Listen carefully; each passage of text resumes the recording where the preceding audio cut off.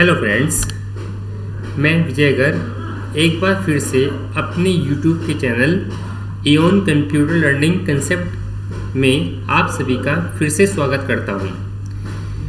दोस्तों, यदि मेरी वीडियो आप लोगों को अच्छी लगती है या अच्छी लगे तो प्लीज़ मेरी वीडियो को लाइक करें और चैनल को सब्सक्राइब करना ना भूलें। बोर्ड परीक्षा के उन सभी छात्र छात्राओं को हेल्प मिल सके जिन्होंने बोर्ड एग्ज़ाम में अपने एक विषय में कंप्यूटर साइंस सब्जेक्ट लिया है। चलिए दोस्तों, आज हम शुरू करते हैं अपना एक नई वीडियो के साथ में कि बोर्ड एग्ज़ाम में किस तरह से प्रश्न पूछे जाते हैं और उनका सॉल्यूशन किस प्रकार से होता है।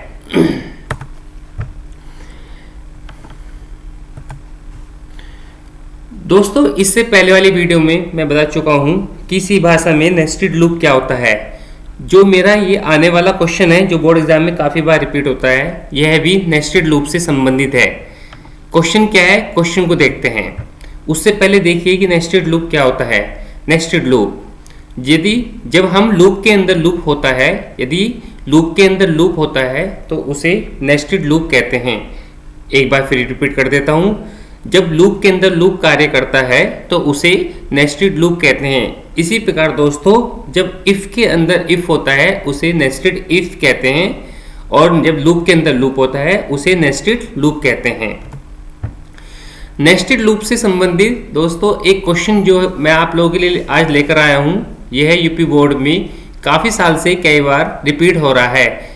यह क्वेश्चन जरूरी नहीं है, ये क्वेश्चन जो आपके सामने स्क्रीन पर दिखाई दे रहा है, वीडियो में दिखाई दे रहा है, क्या कि सी भाषा में नंबर 1 से नंबर 10 तक की टेबल को प्रदर्शित करने के लिए प्रोग्राम बनाइए। जरूरी है दोस्तों कि ये क्वेश्चन इस प्रकार से आए। ये क्वेश्चन ये भी आ सकता है कि नंबर 3 से नंबर 9 तक की टेबल को प्रदर्शित करने के लिए प्रोग्राम बनाइए। क्वेश्चन दोस्तों ये क्वेश्चन और अलग भाषा में भी आ सकता है। ये पूछ सकते हैं क्या कि नंबर 1 से नंबर 100 तक की टेबल को शो करने के लिए या प्रदर्शित करने के लिए डू वाइल लूप से, फॉर लूप से या वाइल लूप से प्रोग्राम बनाइए। दोस्तों, जरूरी नहीं है कि ये क्वेश्चन जो सामने आपको स्क्रीन पर दिखाई दे रहा है ये क्वेश्चन इसी फॉर्मेट में आए। इस क्वेश्चन की परिभाषा भी बदल सकती है, लेकिन सबका बनाने का तरीका एक ही होगा जो मैं आपको अब आगे बताने जा रहा हूँ। इस क्वेश्चन का दोस्तों आउटपुट इस प्रकार से आएगा। पहले एक की टेबल आएगी, फिर 2 की टेबल आएगी, फिर 3 की टेबल आएगी, फिर 4 की टेबल आएगी, फिर 5 की टेबल आएगी, 6 की टेबल। इसी प्रकार 1 से 10 तक की टेबल आपके सामने आउटपुट पे स्क्रीन पर कंसोल स्क्रीन पर दिखाई देगी। अगर आपसे क्वेश्चन पूछा जाता है कि 3 से 9 तक की टेबल को बनाइए तो आपके सामने कंसोल स्क्रीन पर 3 से 9 तक की टेबल आपके सामने स्क्रीन पर दिखाई देगी। तो दोस्तों, हम शुरू करते हैं प्रोग्राम कि 1 से 10 तक की टेबल को बनाने के लिए हम सी लैंग्वेज में प्रोग्राम कैसे बनाएंगे। उसके लिए दोस्तों हम शुरू करते हैं सी लैंग्वेज।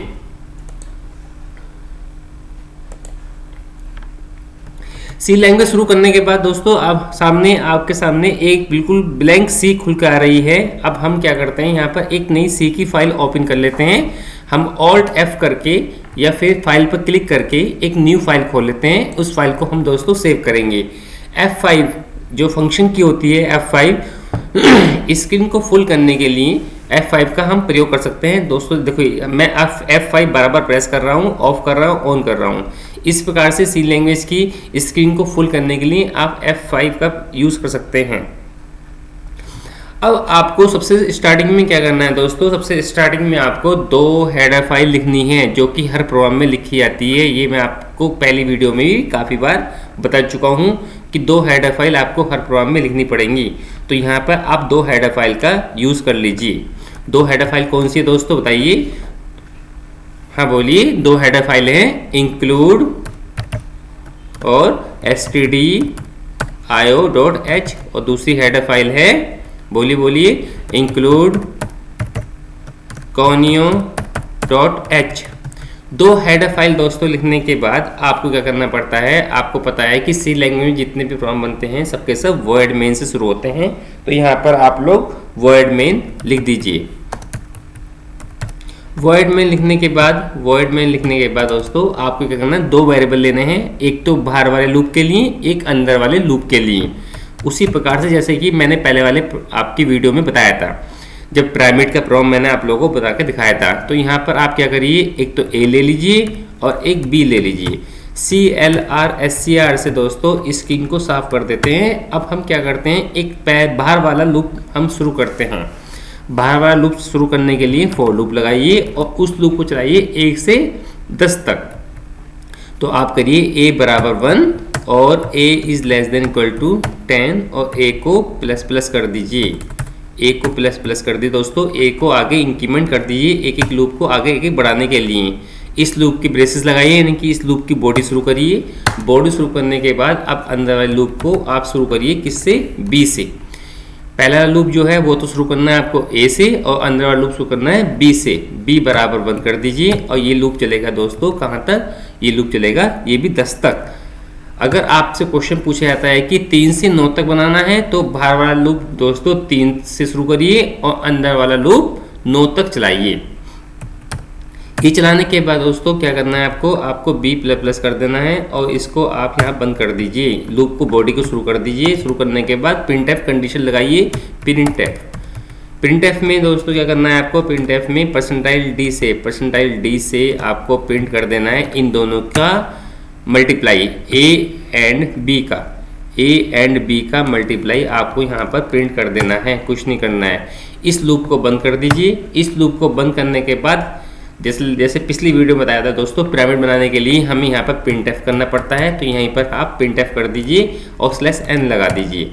/n से क्या होगा कि आपको यहाँ पर 2 /n लगा देते हैं। 2 /n से क्या होगा, लाइन के बीच में गैप आएगी, यानी कि एक टेबल बनाने के बाद दूसरी टेबल के बीच में यहाँ पर गैप आ जाता है।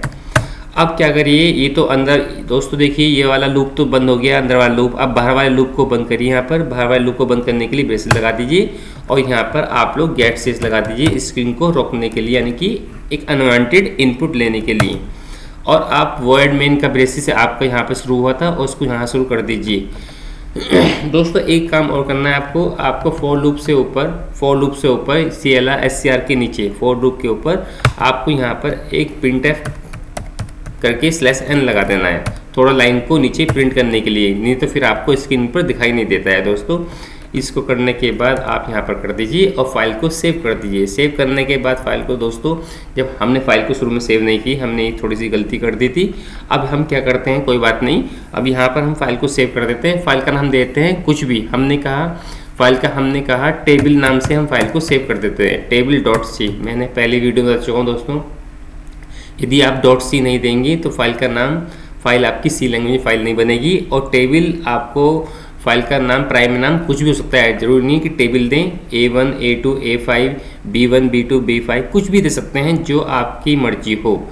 .c जरूर देना पड़ता है, .c नहीं देंगे तो वो फाइल कंपाइलर, C का कंपाइलर उस फाइल को पहचान नहीं पाएगा और कंपाइल नहीं कर पाएगा। इस फाइल को का नाम देने के बाद दोस्तों उस फाइल को सेव कर दीजिए।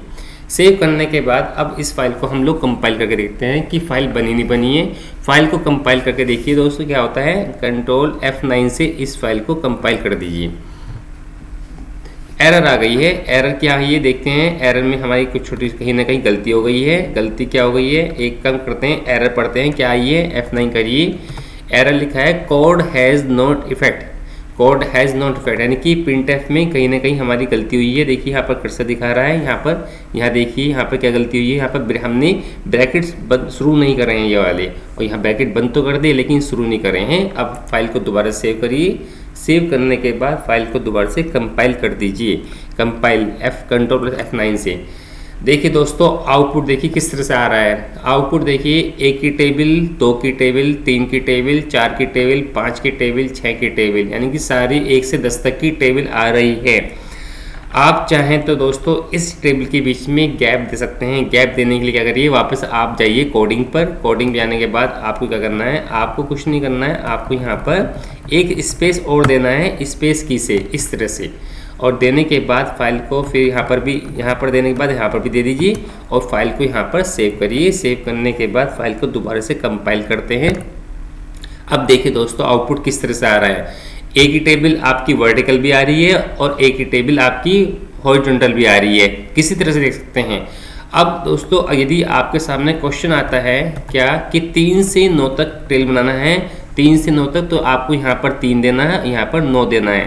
कैसे, देखिए आप यहाँ पर आइए, यहाँ पर आने के बाद इसको तो कर दीजिए आप, नहीं यहाँ पर तो 10 ही आना है दोस्तों, यहाँ पर 10 ही आना है, यहाँ पर 3 से शुरू करना है। तो आप यहाँ पर क्या कर दीजिए, यहाँ कर दीजिए, यहाँ पर कुछ नहीं करना है, यहाँ पर आप कर दीजिए, कुछ नहीं करना है, यहाँ 3 कर दीजिए, और 3 से कहाँ तक करना है दोस्तों, 3 से 9 तक करना है, तो यहाँ पर 9 कर दीजिए।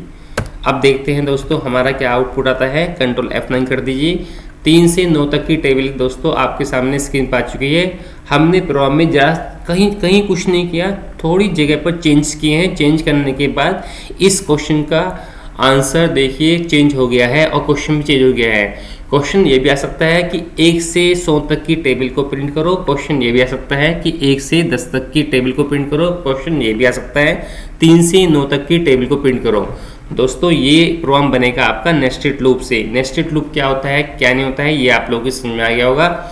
अगर इस प्रोग्राम से संबंधित, इस वीडियो से संबंधित यदि आप लोगों की कोई प्रॉब्लम हो तो प्लीज़ मुझे कमेंट करें, और मेरी इस वीडियो को अगर यदि आप लोगों को पसंद आई है तो लाइक करें, और मेरे चैनल को सब्सक्राइब करना न भूलें। तो आज के लिए दोस्तों इतना ही। अगली वीडियो में मैं आप लोगों के लिए एक नया टॉपिक फिर से लेकर आऊँगा, और मुझे यकीन है कि जो मैं टॉपिक लेकर आता हूँ ये बोर्ड एग्ज़ाम के लिए, आप लोगों के लिए, बोर्ड एग्ज़ाम के लिए बहुत इम्पोर्टेंट है और बहुत इंपॉर्टेंट है। इस क्वेश्चन को, इस वीडियो को दोस्तों बार बार देखिए। इस वीडियो बार बार देखने से ही वीडियो समझ में आएगी। प्रोग्रामिंग की सी लैंग्वेज में प्रोग्रामिंग किस तरह से होती है, प्रोग्राम कैसे बनते हैं, और प्रोग्राम को दोस्तों समझने की कोशिश करिए। बोर्ड एग्जाम में अगर आप लोगों को अच्छे मार्क्स लेने हैं तो प्लीज़ इस वीडियो को समझने की कोशिश करिए, वीडियो कैसे बनती है और प्रोग्रामिंग का।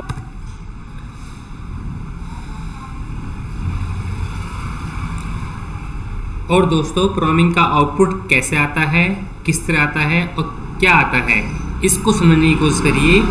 यदि दोस्तों आप लोगों को मेरी वीडियो सही लगी हो तो प्लीज़ मेरे चैनल को सब्सक्राइब करना ना भूलें, और मेरी वीडियो को लाइक करना ना भूलें। आज के लिए इतना ही।